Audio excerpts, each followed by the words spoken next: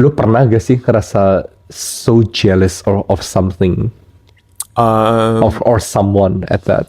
Of course, jealousy yang gue masih ingat-ingat sampai sekarang itu lebih ke dalam konteks bisnis partnership atau creative partnership gitu.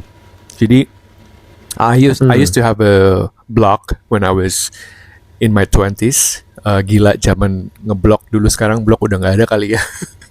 Jadi dulu gue punya blog namanya The Perks of Being 20. Gila itu tuh setiap minggu Masih ada gak sih? udah Gue aja udah nggak ada penasaran. karena Gua coba cari. the domain itu akhirnya udah dihapus, sudah di delete karena kita udah nggak bayar lagi gitu. Nah, there's always this a little sense of competition between my partner and I gitu, karena cowok gitu ya, dua-duanya tanpa sadar mungkin ada sense of competition yang kalau misalnya yang satu lebih popular atau yang satu lebih digemari orang gitu, atau yang satu misalnya followersnya lebih naik tiba-tiba gitu. Jadi I kinda sense like there's an underlying competition between us which was unhealthy gitu sih. Nah, to one point we both talk about it gitu sih.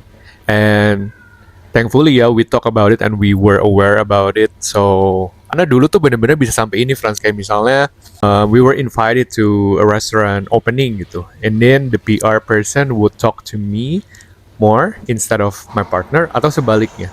Itu tuh bisa kayak pulang-pulang I feel very invisible, I feel unseen gitu-gitu. Ternyata little did I know my partner also had that same thought when it happened to him gitu. Especially dia juga punya insecurity bahwa he was younger and then financially he was belum stable me at that moment gitu ya. Jadi padahal from my end kayak I always him kayak dia pede banget, he's more handsome segala macam, he's more popular, he was a radio announcer. Ternyata kita masing-masing portraying both of our insecurities towards each other. Dan waktu itu yang gue merasa takut diambil adalah kan jealousy berarti berhubungan sama kita takut yang kita punya itu hilang gitu kan. Gue takut misalnya satu, kalau dia tiba-tiba lebih popular atau lebih punya banyak uang, lebih stable gitu, gue ada ketakutan, wah dia nggak butuh this partnership lagi gini, gue bakal di ditch gitu. Dan ternyata dia juga mikir kayak gitu.